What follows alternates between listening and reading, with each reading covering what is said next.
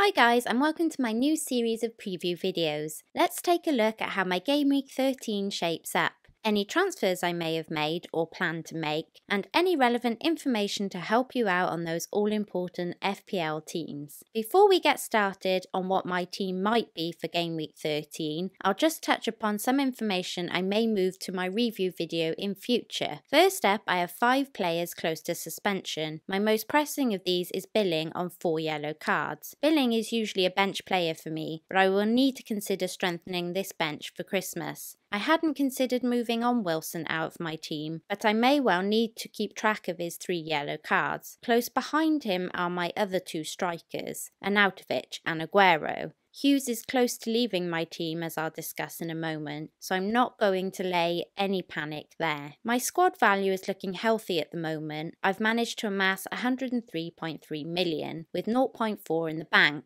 I'm a little down on the squad value of the top 1,000. Then again, I have been a little late to the bandwagon players this season. My squad form is consistently above the average. This is not something I think I will maintain during a busy festive period, but I'll be interested to track this in the up and coming weeks. So now let's move on to my team and possible transfers. I have already made one transfer due to injury. Mendy was in Barcelona last week getting surgery on his knee, so given his price I needed to transfer him out for Game Week 13. Luckily I had 2 transfers rolled over, so I decided to jump early in case of price drops. So that being said, I did Mendy to Laporte. Now, like many, I was considering a downgrade to someone much cheaper in order to free up funds, especially as my midfield is a bit slimmer than most. But with City's clean sheet record and no other Man City defensive cover, I didn't want to go without.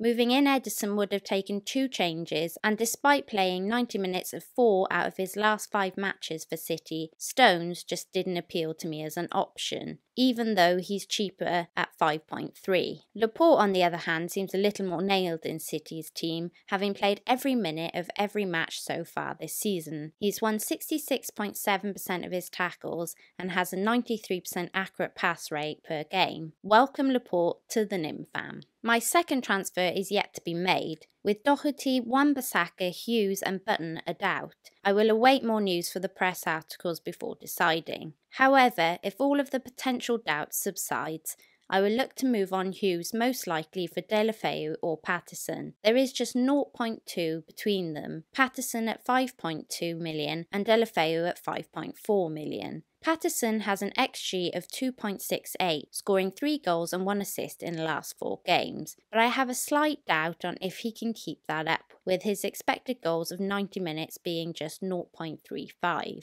Deulofeu, however, has an XG of 1.79 and just 1 goal and 1 assist in the last 4 games, yet has a slightly better XG over 90 minutes of 0.52. I've been after Deulofeu for a few weeks now, but Patterson's stats are good reading. This is going to be a tough call. Tune in next week to my review video to see which one I go with.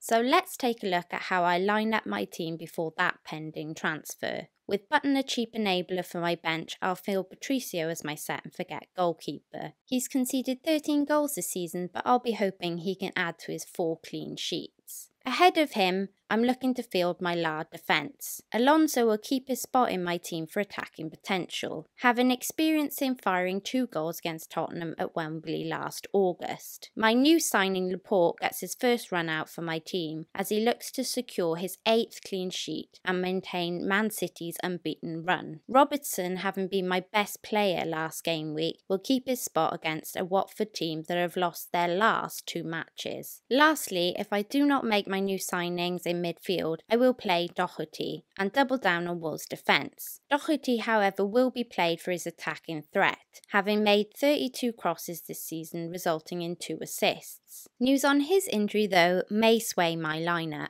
In midfield, a fully fit Richarlison takes the field against a Cardiff side they have played 2 times, with 1 win and 1 draw. Not surprisingly, the win was at Goodison, and Richarlison will be returning after a thundering goal whilst on international duty. Salah will face Watford, where he has been directly involved in 6 goals against the Hornets, and Hazard will be my second Chelsea player to line up against Spurs. He hasn't scored a goal since Game Week 8 now and is on dangerous ground in my my team. My front three are as follows. Wilson will face off against Arsenal, where Bournemouth will look to repeat their home win against the Gunners, where they won 2-1 in the previous matchup.